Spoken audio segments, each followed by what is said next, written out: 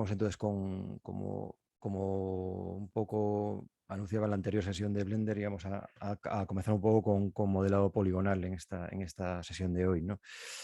Y que bueno, si habéis estado en la primera sesión y incluso en la charla que dimos otro día en Binlof, bueno, comentábamos que el modelado poligonal es el core, ¿no? de Blender, es para lo que ha sido creado y para lo que, bueno, pues para lo que es óptimo, para lo que es bueno. Cualquier cualquier otro objetivo, por ejemplo, bueno, pues modelado BIM, no, Blender BIM no, aunque empieza a implementar, hablo hace algunos meses, algunas herramientas de modelado de elementos BIM, está todavía muy en ciernes. Antes decía Belion, bueno, pues digamos, Blender será o es un buen software con Blender BIM para, o sea, pues un buen software de modelado poligonal, de escultura, de animación, este tipo de cosas, pues un Studio Max o un Maya open source y gratuito, perfectamente solvente. Como herramienta BIM, lo que tiene es que es muy robusto y gracias a Blender BIM pues lee ficheros IFC y te los gestiona y los puedes convertir, puedes catalogar objetos y demás, ¿no? No es un modelador BIM, aunque puedas modelar poligonalmente elementos y después clasificarlos, ¿vale? Y precisamente de modelado poligonal es lo que vamos a comenzar a hablar, que es, como digo, pues un poco la herramienta, o sea, el núcleo de Blender, ¿no? O sea, el objetivo principal de Blender. Nada, pues para un poco ilustrar esto, pues tengo aquí una escena de un elemento pues que modelé esta última temporada. Vaya, ya veis, esto en fin, utilizo estos objetos para venderlos a bancos de fotografía de stock, que bueno, pues muchas de las ilustraciones que venden son renders. Pues bueno, pues es como veis, un gel, un bote de hidrogel pues que el año pasado, obviamente, y tristemente estuvo muy demandado también en imagen y pues bueno, pues me lo propusieron, lo modelé y lo vendimos. Entonces, pues bueno, primero repasar un poco y un poco más en profundidad. La última lección vimos el outliner y hoy el outliner no lo tocaremos, lo tengo aquí en pequeño. Bueno, en pequeño. Evelio, ¿me puedes comprobar que en Twitch se vea correctamente porque he Sí, modificado el sí, sí, layout? sí, Ok, se te vale, ve perfecto. bien. Se Muchas ve. gracias.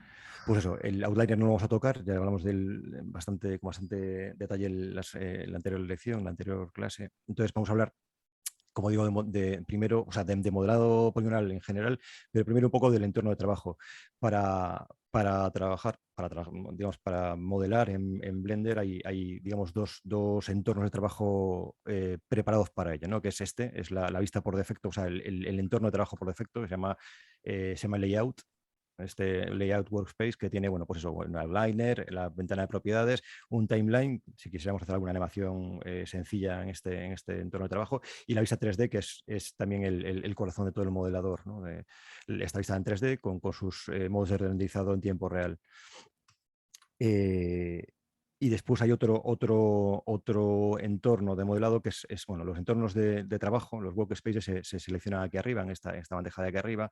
Bueno, aquí está el layout, que es en el que estamos, y el siguiente es bueno, el modeling layout, el modeling workspace, perdón, que es lo mismo que el layout, el layout workspace, solo que elimina el timeline y, bueno, por defecto entra en modo edición de objetos. Entonces, bueno, tenemos otros muchos, uno de escultura, que es este, pues en el que tienes tus herramientas de escultura, pues como un ZBrush o un modo, uno de estos, un entorno de texturizado V, o sea, sí, de creación, más bien de asignado de texturas, para desplegar la malla de los objetos y asignarle unas coordenadas V, en fin, y así toda una serie de entornos de trabajo que, bueno, que iremos viendo en siguientes lecciones. Pero en lugar de irnos al entorno de modelado, vamos a ir al entorno de este layout y un poco a moldar el entorno a nuestro gusto. Veíamos un poco de soslayo en hace dos clases, cómo hacer y cómo colapsar ventanas en Blender. Bueno, como digo aquí, en este entorno de trabajo tenemos una, dos, tres, cuatro y cinco paneles o cinco ventanas distintas, ¿no? El Visual 3D, está donde está en Twitch mi jeta, el outliner y la ventana de propiedades. Bueno, y aquí abajo el timeline. como decía el timeline, no vamos a hacer nada de animación, con lo cual no nos importa no tenerlo. Bueno, primero, para hacer, como veis, para hacer más grande o más pequeña cualquier ventana, basta con irse al borde de una de ellas y tirar del tirador, valga la redundancia, y moverlo. Pues también si voy a este margen, me moverá toda la columna de estas ventanas para ajustar el tamaño que queramos.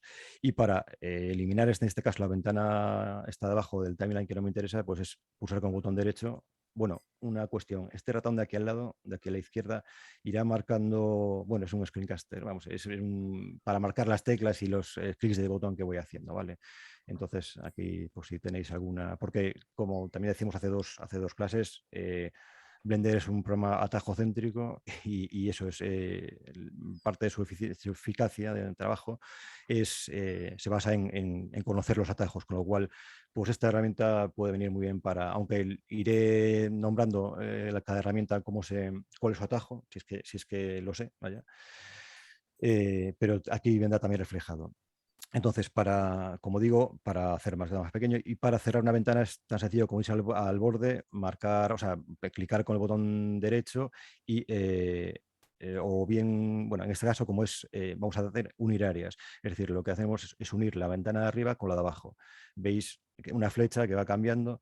Eso quiere decir que la ventana de abajo que está oscurecida y que tiene la flecha hacia abajo se va a unir con la de arriba. Y así de sencillo es unir ventanas. Partir ventanas igual. Si quiero partir esta ventana principal en dos verticales, voy al margen inferior, botón derecho, y puedo hacer un vertical split o un horizontal split. En este caso un split vertical y lo muevo el margen a donde quiera y tengo mis dos ventanas. Si quiero hacer un split, o sea, un corte en la ventana horizontal, pues lo mismo, botón derecho en el margen, botón derecho, horizontal split, y me marca una línea para seleccionar en qué ventana quiero cortar, muevo la línea donde quiero de la ventana y ya está, ¿no? Cada una de estas ventanas es independiente, podemos tener un tipo de sombreado distinto, como siempre, podemos tener matcaps distintos para cada una de las ventanas, podemos renderizar en tiempo real, renderizar en con cycles. Bueno, aquí no tengo iluminación, con lo cual no se ve nada, ¿vale?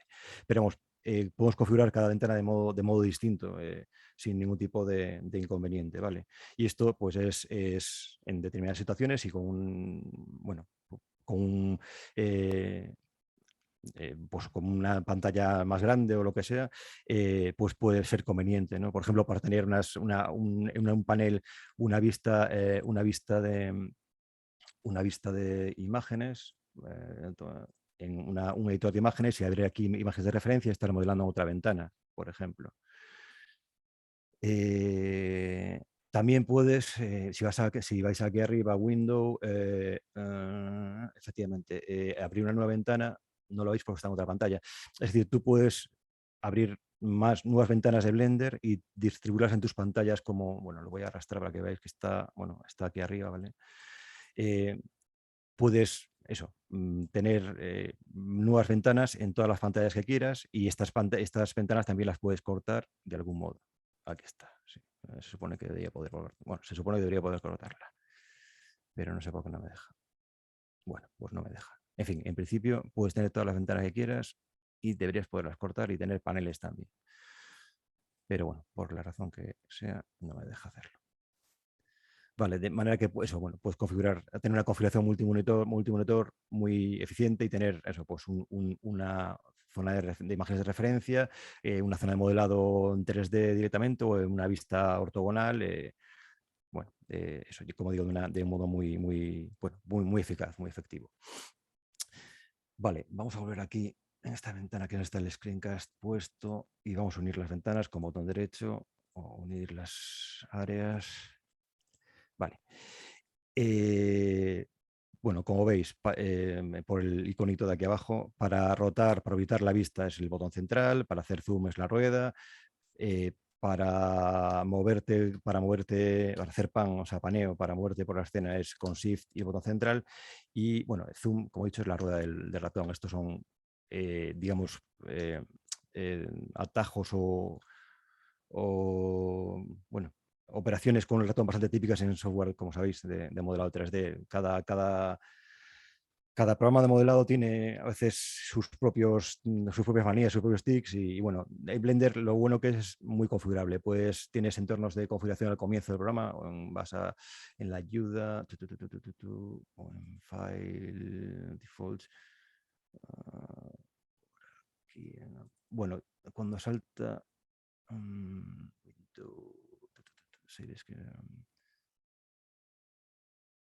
segundillo que lo busco, bueno, si no lo encuentro, pues tampoco pasaría nada, pero...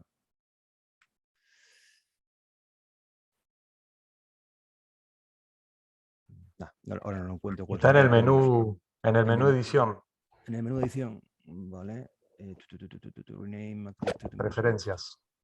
no, lo que estaba... Sí, esto es para configurarlo, perdón. Esto es para configurarlo. Lo que estaba... Es decir, si tú puedes configurar la interfaz como quieras, pero si hay... En fin, hay un menú... Cuando sale el splash screen, ¿sabes cuál es dónde está el splash screen?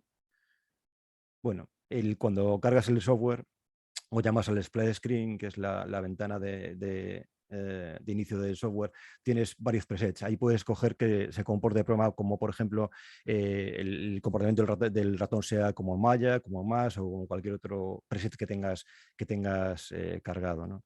En fin, es lo buenísimo que tiene, o una de las cosas buenas que tiene, en fin, Blender es que es absolutamente configurable o sea, con esta ventana, este submenú de preferencias, puedes cambiar bueno, absolutamente todo en el software, ¿no? ¿Qué más? Bueno, las vistas predefinidas también las vimos de soslayo, pero vamos a verlas un momentillo. Se llaman con los atajos de teclado para las vistas ortogonales se llaman con el teclado numérico del teclado, ¿vale? Entonces, con la 1 tenemos la vista frontal, en un pad 1, como veis, con el 3 una lateral, y con el 7, pues la top view, ¿no? La superior. Y con control i7 tenemos la inferior, con control i1 la vista trasera y con control 3 la vista izquierda. Con el 0 me cambiaríamos a una cámara, en este caso no tengo cámaras en la escena, con lo cual no se ve nada, y con el 5 conmutamos entre vista ortogonal y vista en perspectiva, como veis. Después también en la vista 3D hay dos paneles que se llaman con las teclas T y N, que son fundamentales también para trabajar. Bueno, si queréis trabajar de una manera, digamos, más visual con iconos, que es el tool menu, que es esta barra de aquí a la izquierda, que se llama con la letra T, como veis, y que este menú de iconos es contextual. En función en el modo en el que estemos de edición, habrá unas herramientas u otras. Por ejemplo, ahora tengo seleccionado un objeto en modo objeto. Los modos de selección los veremos a continuación. ¿Vale? Digamos que ahora estoy con un objeto seleccionado que está resaltado con este contorno naranja y estoy en modo objeto. Entonces aquí aparece una serie de iconos con unas herramientas. Si entro en modo edición con la tecla tabulador, que es el modo en el que puedo editar vértices, aristas y caras, pues las herramientas cambian. Es decir, este menú de herramientas se adapta al contexto en el que estamos trabajando. Vale. Y después hay otro menú que se conmuta con el otro panel que que se llama con el atajo N, ¿vale? Que se llama el Properties Panel, el panel de propiedades, o bueno, digamos que son propiedades por ejemplo, este screencast tiene una serie de ajustes, más que propiedades, en fin, seguramente en inglés tenga sentido llamarle propiedades. Yo diría que es de ajustes, ¿no? Es un menú de ajustes. Por ejemplo, todos los ajustes de este screencast, de este add-on para tener aquí esta ayuda, pues se controlan con este menú, que se llama con la tecla N. Aquí, en esta barra a la derecha, a la derecha del panel, hay una serie de pestañas de un montón de, bueno, pues de unos cuantos add-ons que tengo instalados, ¿no? Pues, en fin, Photographer, Hadops, Boxcutter, Benderbeam y Screencast, que es la ayuda. Pues cada uno tiene sus ajustes, ¿vale? Que se llaman desde este menú contextual N. Y después también hay sí que hay estos tres pestañas iniciales que vienen por defecto en Blender, que sí que son propiedades del objeto. Por ejemplo, con este objeto seleccionado tenemos sus valores de posición en el espacio, de rotación, de escala y las dimensiones netas del objeto, ¿no? De manera que yo puedo, pues, moverlo también o sea, deslizando estos valores o metiendo o cambiando el valor. Puedo cambiar su posición, su rotación, su escala o su dimensión en un tamaño concreto. Esto lo hemos visto. Y vale, otro de los paneles muy importantes de cara a trabajar con Blender en cualquiera de sus facetas, digamos, es el panel de propiedades. Esto sí que es un panel de propiedades propiamente dicho. En fin, bueno, también se llama panel de propiedades, en definitiva. Y en este vamos a ver bueno, está dividido también en unas pestañas. También algunas de estas pestañas dependen del contexto en el que esté trabajando. Es decir, si no tengo nada seleccionado, por ejemplo, para seleccionar, es que con el botón izquierdo del ratón, para seleccionar todo es con la letra A, seleccionas todo, y con el Alt y A deseleccionas todo, ¿no? Entonces, si tengo seleccionado un objeto, como en este caso no tengo seleccionado nada, en el menú, ups, a ver, espera si está activo este objeto. Es que está aquí activado. Bueno, en definitiva, sería que, no sé por qué debo tener sí, este objeto es activo. Bueno, si no tuviese ningún objeto activo, este menú, por ejemplo, no tendría el submenú de modificadores o el de propiedades del objeto. Sí, el de mundo, sí, el de dimensiones o sea, el de se llama propiedades de la escena, el de propiedades de las capas de visualización, las de render y las de render y las de salida de imágenes. Pero bueno, por ejemplo, en este caso selecciono un objeto y pues tengo eso, texturas. En este caso no tengo ninguna textura aplicada. Tengo un menú contextual para materiales. Este objeto pues tiene un único material, se llama white plastic, que está aplicado o sea, tiene este material asignado con una serie de características que se ven en este menú de propiedades, sí, es el menú de propiedades. Tiene materiales modificadores. Vale, también este objeto tiene aplicado un modificador de Bevel, ¿no? de Chaflán, bueno, que se llama también en castellano, con unas características, pues que cada arista se va a subdividir 3 veces con un ancho, o sea, de 0,03 metros y limitado al ángulo entre caras mayor de 25 grados. Es decir, tiene un montón. Y también podéis seleccionar el perfil de chaflán, es decir, si quieres que sea un chaflán recto o tenga algún tipo de dibujo, en fin, un montón de propiedades. Todo esto en los 50 y tantos modificadores que tiene Blender, ¿no? Que son subrutinas o subprogramas que automatizan procesos, ¿no? Que veremos dentro de un ratillo unos cuantos que son los más usuales. Hemos visto el menú de modificadores, las propiedades del objeto, que también, o sea, además de poderlas modificar en este panel de aquí, también puedes modificarlo en el menú de propiedades del objeto, pues tanto localización, rotación, la escala, hacer que el objeto sea visible o no visible en todas las vistas o no, que sea seleccionable o no. Cómo queremos que se muestre, si queremos que se muestre, por ejemplo, además de la vista renderizada en tiempo real, pues también la malla, ¿no? Bueno, pues todas estas propiedades se pueden llamar también desde este menú de propiedades del objeto. Las propiedades del mundo, en este caso no hay ningún mundo, bueno, el mundo es el entorno en el que está el objeto. Es decir, si en este caso no hay ningún mundo, ningún entorno creado, podemos crear, si no se me cuelga, vale. Podemos crear un entorno nuevo en el que tenga un color liso, y para eso tendría que irme aquí y verlo. Tengo un color liso, puedo llamar una imagen o puedo crear pues hay también algunos shaders que emulan cielos, que debería estar por Surface Background, color, por aquí estás. Sky Texture. Y esto está puesto que el render salga, el fondo salga transparente, entonces no se ve el cielo. Bueno, bueno, vale, este está súper quemado.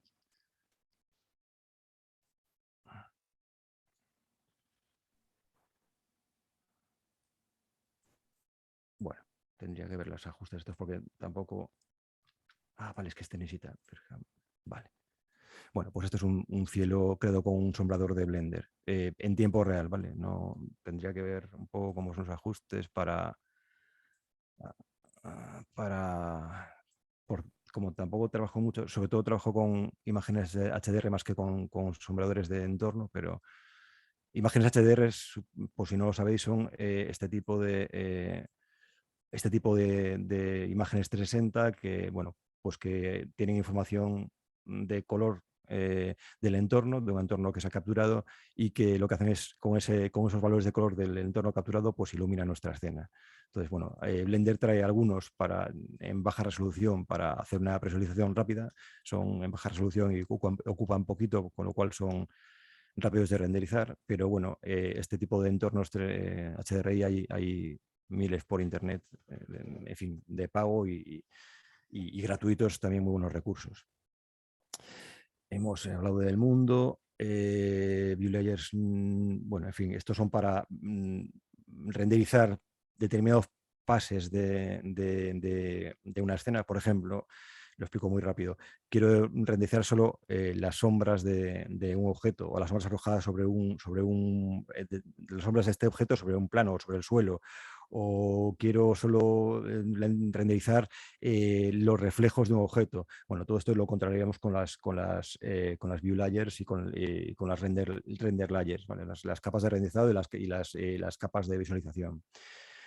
Después esta pestaña es la de ajustes ajustes de renderizado, que son eso, pues el tamaño de la imagen, los tamaños de la imagen, si es una animación, la duración de la animación en frames por segundo, el frame rate, es decir, los frames por segundo que tenemos, 24, 30, en fin, los que deseemos.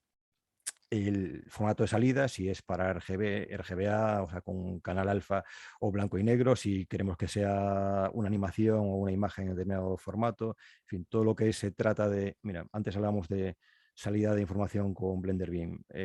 Desde aquí se gestiona la salida de los ficheros SVG en Blender Beam. Este panel este panel desde aquí, desde Temporary Section Cutaways, es de Blender Beam y los porta como SVG, por lo que estoy viendo. Vale. Total, que los ajustes de renderizado se ajustan a este panel de render. Tienes también una serie de presets que pues, de los formatos de vídeo más usuales, pues los puedes llamar rápidamente desde este menú de presets. Y por último, pues los ajustes de renderizador en tiempo real.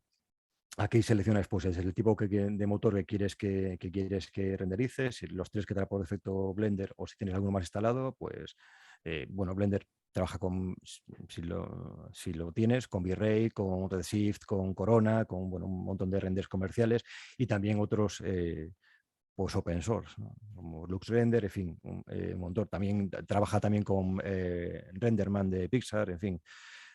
Bueno, pues puedes meter un montón de motores de render en Blender. Y aquí, como digo, son los ajustes del renderizado en tiempo real. Los samples que quieres que renderice, es decir, los pasos que quieres que tenga cada renderizado. Digamos, sí, son los bloques a ver cómo lo explico. Sí, los bloques o los procesos de renderizado que quieres que haga el motor de render. En este caso tengo que el viewport tenga cero pasos. Cuando dejas a cero, lo que quiere decir es que realmente son infinitos, es decir, que sigue haciendo procesos de renderizado hasta que la imagen está totalmente renderizada según los parámetros que tú has definido más abajo. Y en el valor este de render es que cuando presionas F12, que es el botón universal para renderizar, pues que o sea, restringir o elevar el número de samples de procesos de render a, en este caso, 64 o lo que necesites. Bueno, también tiene sus ajustes de noising para hacer el render más rápido y con mejor calidad en menos tiempo.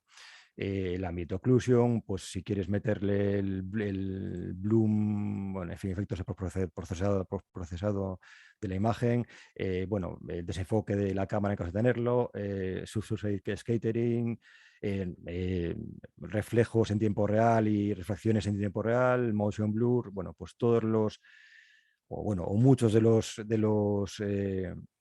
los ajustes más habituales en motores de tiempo real y motores offline, ¿no? Pues se verían en esta pestaña de ajustes de render. Y después también tiene un submenú muy interesante, a mí me parece, aunque es de gestión de color, ¿no? de talonaje, que es sencillito, pero bueno, consigues bastante.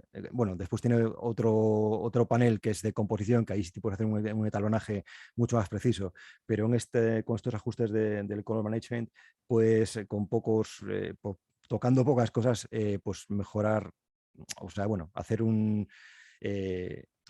que el color de tu escena pues sea un poco más aparente, ¿no? Todo esto en cuanto a ajustes de render. Y bueno, pues con esto, y deja ver cómo vamos de tiempo. Si alguien tiene que hacer cualquier pregunta, cualquier precisión o lo que sea, o corregirme, en cualquier momento me decís. No sé si hay algo en el chat, voy a verlo. Vale. Bueno, pues nada, veo que no parece que haya preguntas. Si hay algo en Twitch ya me diréis, compañeros. Ok. Bueno, pues seguimos entonces ahora. Hemos hecho un repaso de lo que es el entorno de trabajo 3D, el entorno de modelado 3D, ¿vale? Lo hemos ajustado a nuestras preferencias, nuestras necesidades, hemos instalado bueno, pues algún add-on que nos ha hecho falta y vamos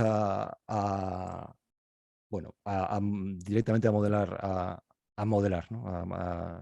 A hacer un modelado poligonal. Habitualmente una escena la empezaremos con un objeto muy sencillo. Espérate, déjame meterme. Vale. Una nueva escena. Una nueva escena. Ok. Vale. Habitualmente una escena la comenzaremos con un modelado, lo comenzaremos con un objeto mucho más sencillo. Yo suelo empezar con un plano o con un cubo, ¿vale? Y el modelado poligonal, a diferencia de modelado BIM, lo que se trata es a partir de los componentes básicos de un modelo poligonal, de una malla, que son vértices, caras vértices caras y aristas, perdón, ir ajustando la geometría del objeto base a la geometría del objeto que tenemos como destino, que queremos hacer.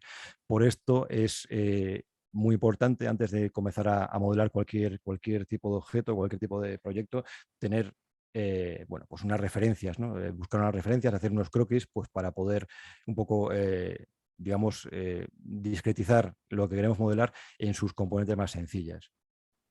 Pero antes de entrar más en materia, antes comentaba lo de los modos de selección, el modo objeto y modo edición, ¿vale?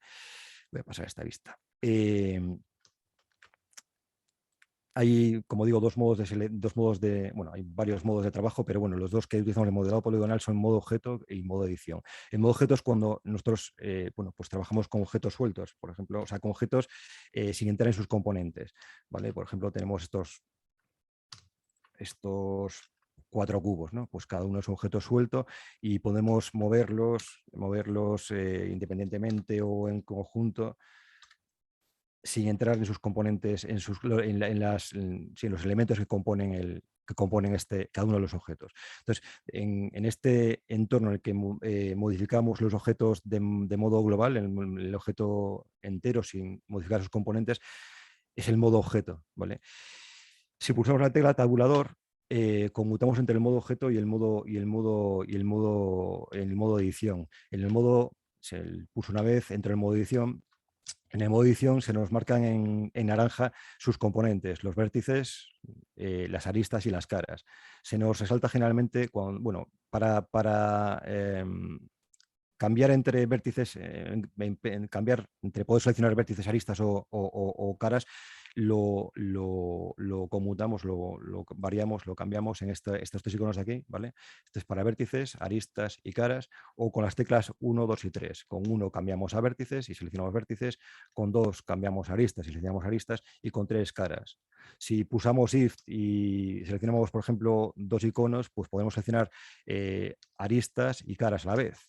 ¿Vale? O si pulsamos vértices y aristas, pues podemos, lo he dicho, seleccionar vértices y aristas a la vez. Incluso podemos seleccionar los tres, o sea, con Shift seleccionar los tres iconos y seleccionar todos sus componentes, o sea, todo tipo de componentes, ¿vale? No es lo habitual, o por lo menos yo no es lo que hago habitualmente. Yo generalmente trabajo con con un tipo de selección, o vértices, o aristas o caras, pero pero bueno, digamos, el software permite esto. Del mismo modo, también Blender desde la versión 2.80 nos permite, antes solo podías editar un objeto de cada vez, ahora puedes tener varias selecciones, o sea, varios objetos seleccionados y modificar, o sea, poder seleccionarlos, como veis. No están unidos los tres objetos, son independientes, pero puedes editar sus componentes independientemente. Esto no se podía hasta antes de la versión 2.80 y bueno, pues parece una cuestión menor, pero ahorra bastante tiempo. Como veis también aquí, en los objetos seleccionados se marcan, como decía hace un rato, con un contorno naranja, pero veis que hay dos tipos de naranja, este más oscuro y este más claro. Bueno, el objeto del naranja más claro es que tiene el centro de masas y el contorno naranja más claro. Quiere decir que es el objeto activo. ¿Vale? Es decir, el último objeto de una selección, cuando seleccionamos varios objetos, el último objeto de la selección tiene este color más claro y es el objeto activo. ¿Vale? Esto nos sirve porque, por ejemplo, si queremos que todos los objetos de una escena hereden el material de un objeto determinado, pues seleccionamos primero los que queremos que sean herederos y el último, el que deja en herencia el material en este caso, le damos control L y le decimos que, ¿dónde está?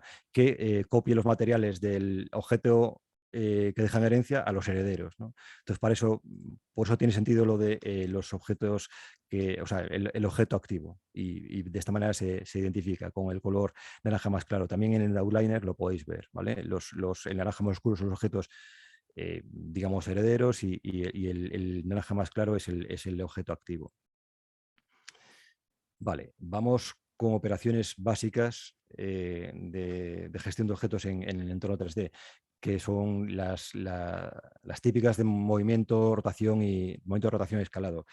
Nada, muy rápidamente.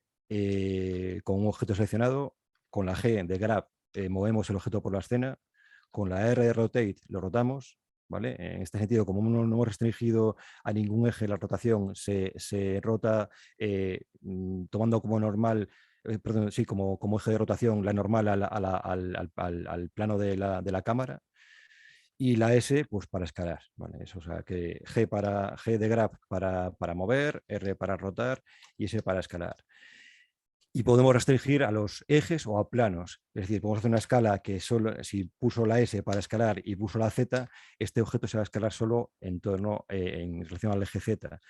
O si lo roto en torno al eje Z, pues, o sea, pulso rotar y la letra Z después, pues eso, rota en torno al eje Z. Si quiero, por ejemplo, escalarlo en todos los ejes menos en el eje Z, o sea, escalarlo en el plano XY, lo que haré será escalar y Shift Z para anular el eje Z. Entonces se escalará solo en el plano, se escala en el plano XY. Esto pues vale lógicamente para cualquier eje, cualquier plano, ¿vale? Después también esto, vale, en este caso no sé si nos va a valer mucho, pero bueno, es un objeto, vale, pero es lo que vamos a hacer. Otro comando habitual es la simetría, vamos a mover, bueno, estoy entrando en modo edición, voy a mover los componentes del objeto fuera o sea, lejos de su centro de gravedad, ¿vale? Este punto que tienen todos los objetos en el centro de gravedad, el centro de masas de su objeto es, como digo, es el centro de gravedad y es digamos, el punto de origen de cada uno de los objetos. Lógicamente, inicialmente está en el centro geométrico del objeto, pero lo puedes variar, como hemos hecho ahora, dentro del modo, o sea, en el modo objeto no puedes variarlo, si mueves el objeto, mueves todos sus componentes, sus aristas, caras y vértices y su centro de gravedad, o sea, su centro, sí, su origen, vaya. Eh, si entro en modo edición y selecciona todo menos el centro, el origen del objeto y lo puedo mover a donde quiera de la escena y su origen pues queda en el sitio inicial. Bueno, esto me va a servir para ejemplificar otro comando que es el de bueno, el mirror, la simetría a nivel de objeto, con control M y después marcando el eje en el que quiero hacer la simetría, en este caso voy a hacer X, pues, y no lo ha hecho, espérate, me falles ahora, hombre. Control M y vale, bien, sí, de acuerdo. Control M y selecciono el eje Y, pues me ha hecho la simetría con respecto al eje Y. Con control M, Z haría lo mismo, solo que, bueno, como está en el mismo plano, no se ve nada, pero si muevo otra vez los vértices, caras y objetos aquí y salgo y hago control M, Z, debería también funcionar, efectivamente. Pues me ha hecho la simetría en la dirección Z. O sea, hemos hecho eso, simetría en dirección Y, en dirección Z, y si lo muevo también en X y hago una simetría en el sentido X, también lo hace, ¿vale? O sea, es control M y después pulsas X y Z en el sentido del eje en el que queráis que sea la simetría, ¿vale? Esto a nivel de objeto. Y vale, bien, de acuerdo. Pues esto en lo que se refiere, como digo, a nivel de objeto. Bueno, después veremos después en modo edición de sus componentes el forzado de coordenadas. Vale, hemos antes también visto, hemos entrado en el modo edición de edición de los componentes del objeto, hemos seleccionado pues según hemos necesitado, pues por ejemplo, las caras, y para mover los componentes de un objeto en modo edición de este objeto, es los mismos atajos, es G para mover, R para rotar y S para escalar. Y con la misma, en fin, con las mismas restricciones, es decir, yo puedo moverlo solo en el eje Z, pulsando G y Z y restringirlo al eje Z, puedo escalarlo en X e Y si anulo el eje Z con Shift y S, ¿vale? Y solo escalo, bueno, en este caso es un plano, con lo cual no iba, es lo mismo, no se iba a escalar en el eje Z un plano, obviamente. Entonces, es decir, el comportamiento del movimiento, la escala y la rotación de los componentes responde del mismo modo, o sea, igual que a nivel de objeto, ¿vale? O sea, se mueven, se rotan y se escalan del mismo modo. Lo que dije al comienzo de la charla, esto yo lo estoy haciendo todo con atajos y veis aquí en el ratoncito este de aquí abajo pues los atajos, pero esto lo puedes hacer con estos iconos, puedes mover o sea, si pulsas el icono de mover, pues se te aparecen las flechas o sea, el gizmo este que te ayuda a moverte en eje en X y Z. Incluso estos planitos, pues restringir en el plano que marca. Es decir, en este caso, lo que hace es anular el eje Y y lo mueves en el plano XZ. En este caso, anula el eje X y lo mueve en el plano Y, en el plano YZ, y lo mismo con el XY, ¿vale? Y esto, bueno, pues eso, para mover, rotar, lo mismo, tienes tu gizmo que te ayuda a rotar las componentes, y a escalar lo mismo también, ¿vale? Puedes escalar en los ejes o en los planos bueno, como decía, no tiene... Vale. Y después tienes un gizmo universal que lo activas y tienes todas las todas las operaciones en un solo gizmo, ¿no? Rotar, que es las barritas con el cuadrado al final, mover, que es las flechas al final de las barras, y rotar, que son los círculos de colores, ¿vale? Bueno, la convención de colores para los ejes es la que se usan en casi todos los programas 3D, que es eso, X rojo y verde y Z azul, ¿vale? Por continuar con algunos iconos más, Blender incorpora unas herramientas de anotación muy potentes y de dibujo y de animación 2D muy potentes, que primero comenzó con esta primera herramienta que se llama, bueno, Annotate, que es el Gris Pencil, que te permite hacer anotaciones rápidamente en un modelo, pues para hacer algún tipo de revisión, o sea, en fin, bueno, o para dejar algún tipo de nota. Vale. Esto, como digo, ha evolucionado a un montón de herramientas de eso, que ahora son un paquete de animación 2D muy, muy completo, que veremos mucho más adelante. Mucho más adelante. Bueno, esto así te permite hacer eso también, anotaciones con tramos rectos, y creo que también puedes, vale, sí, líneas rectas, en fin. Bueno, pues puedes hacer todo este tipo de cuestiones. Y después también puedes hacer mediciones, que nunca lo he utilizado, pero vamos a hacer mediciones, sí, efectivamente. Pues puedes medir, en fin, puedes irte a una vista ortogonal o una vista en perspectiva y hacer mediciones. Blender hasta hace unas cuantas versiones trabajaba en el sistema métrico blenderiano, en el que cada unidad era una unidad de Blender. En la versión 280, pues bueno, ya antes incorporaba medidas en metros y unidades imperiales, pero bueno, digamos que desde la 280 pasó de esto de las medidas de unidades Blender y a metros o medidas imperiales, ¿vale? Bueno, total, que puedes hacer también, puedes medir, hacer mediciones rápidas con la herramienta de Protractor esta. Bien, me estaba yendo para explicarles estos iconillos de aquí. Hemos explicado la selección de componentes, multicomponentes, selección de objetos múltiples. Vale, de acuerdo. Antes decía que puedes seleccionar varios objetos y entrar en modo edición de ellos. Ya está, ahora estoy en modo edición, vale.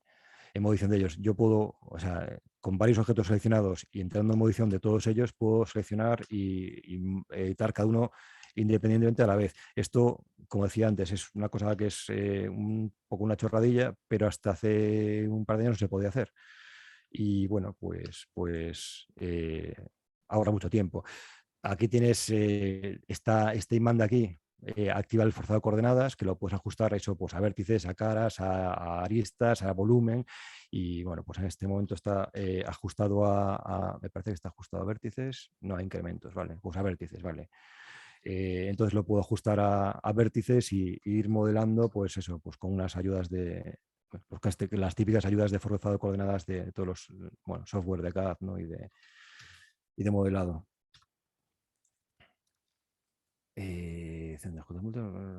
Hemos visto. Vale, voy a limpiar un poco esta escena y borrarte este mogollón, que creo que se borra aquí, si no me equivoco. View,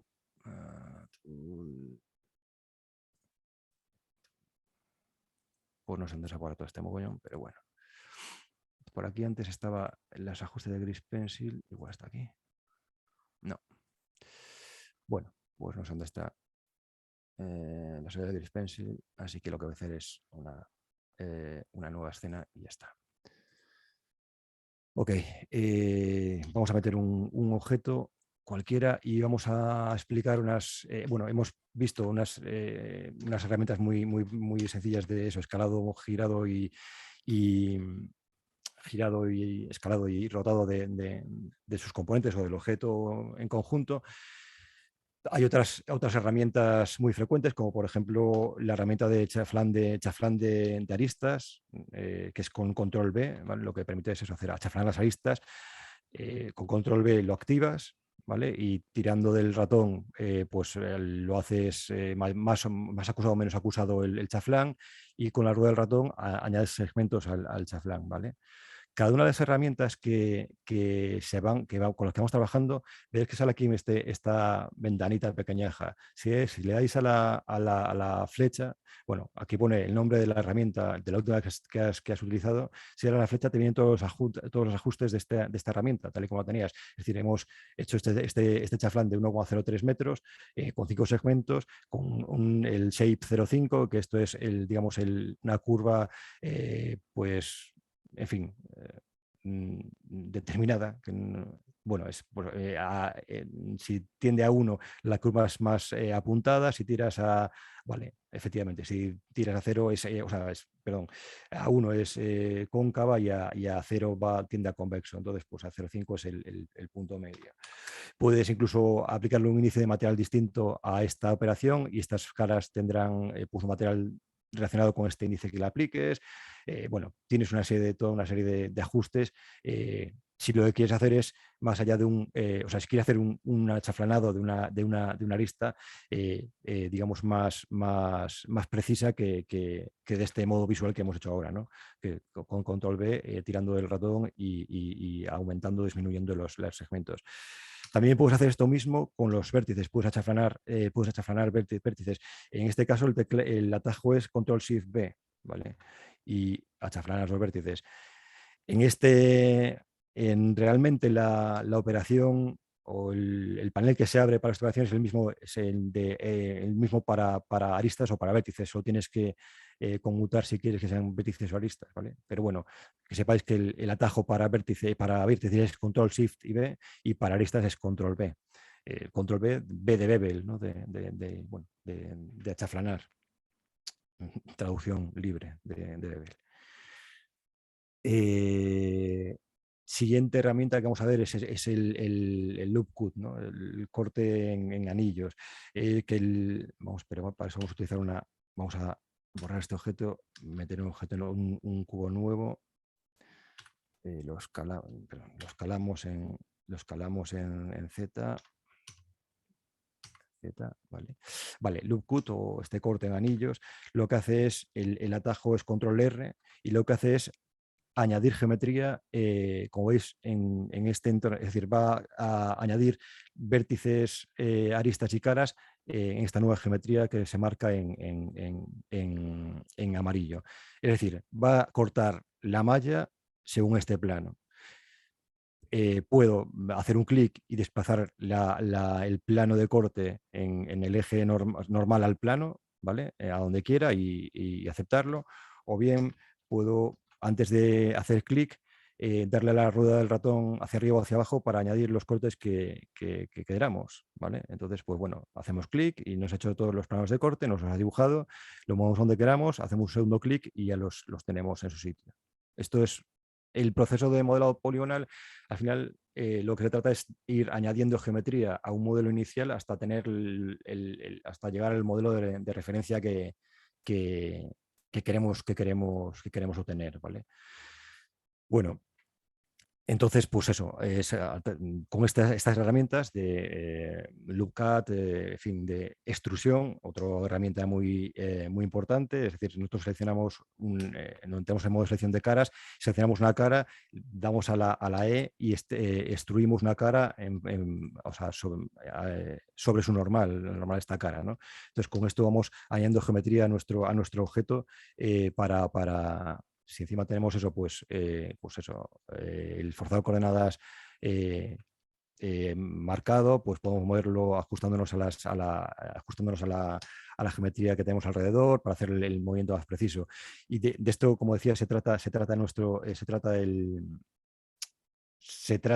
el modelado, ¿no? De ir añadiendo geometría a nuestro objeto inicial hasta tener el objeto de referencia que queremos obtener. Como llevo ya 45 minutos rajando, y voy a dejar un rato, voy a hablar 5 minutos más para explicar un par de herramientas más. De hecho, una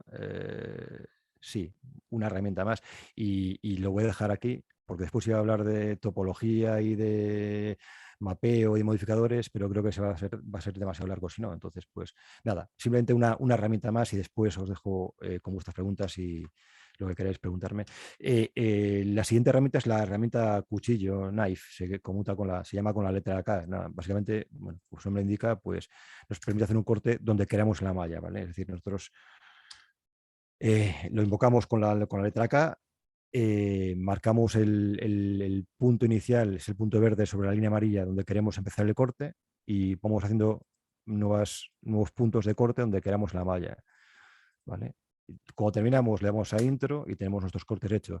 La malla se va a adaptar a los cortes que hayamos hecho. Es decir, aquí nos ha creado un cuadrilátero, o sea, un polígono de 4 lados, ¿vale? Con este corte que hice inicialmente, el segundo corte y la arista inicial. Pero también nos crea geometría más compleja. Nos ha creado un polígono de más de 4 lados. Esto, antes hablábamos de SketchUp, que en SketchUp muy usual y muy sencillo y nos facilita mucho el trabajo. Bueno, no es tan sencillo de gestionar. Por ejemplo, en Blender no era muy sencillo de gestionar. Blender trabaja con polígonos de más de 4 lados desde hace relativamente poco tiempo, ¿vale?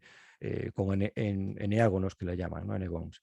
Pues bueno, lo cierto es que ahora los gestiona muy solventemente y puedes tener mallas, pues eso, pues de muchísimas caras sin tener que triangularla o convertirlo en cuadrados, ¿vale? Y bueno, pues esto es un poco las herramientas básicas a nivel de componentes de objeto, es decir, entrando en el modo de selección de los componentes del objeto, que nos van a ayudar a refinar la malla para llevarla a nuestro fin, o sea, al objeto que tenemos de referencia.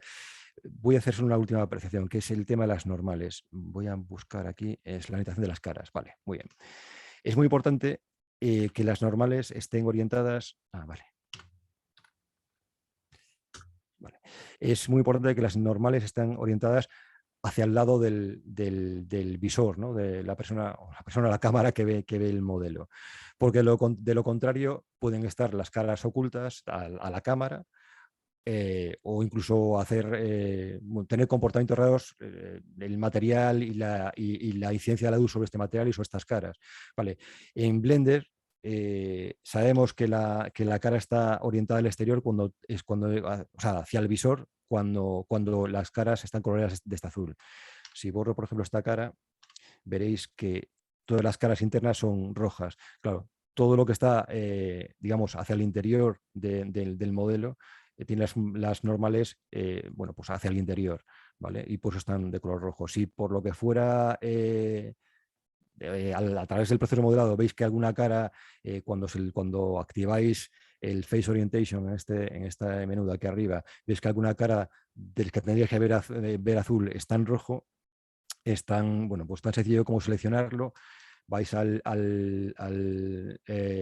menú de malla, a normales, y aquí pues flip, ¿no? Cambiáis la orientación la orientación de la cara, perdón, bueno, pues, a un lado o a otro. O puedes decirle que seleccionar todo y que normales, recalcule todo hacia adentro y invierte las normales y ahora son visibles desde dentro, ¿vale? Con lo cual los materiales responderían bien y la visualización de estos materiales y la luz que incide sobre estos materiales funcionaría bien vista desde dentro y no desde fuera. O bueno, o puedes, como digo, seleccionar todo y recalcular hacia el exterior y tenemos todas las caras azules hacia afuera.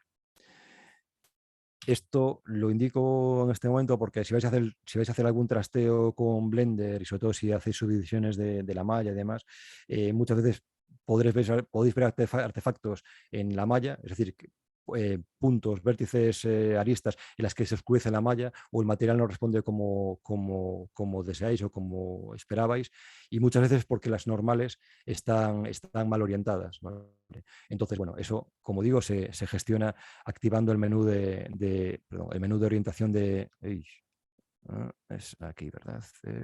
Face Orientation era aquí. Aquí está.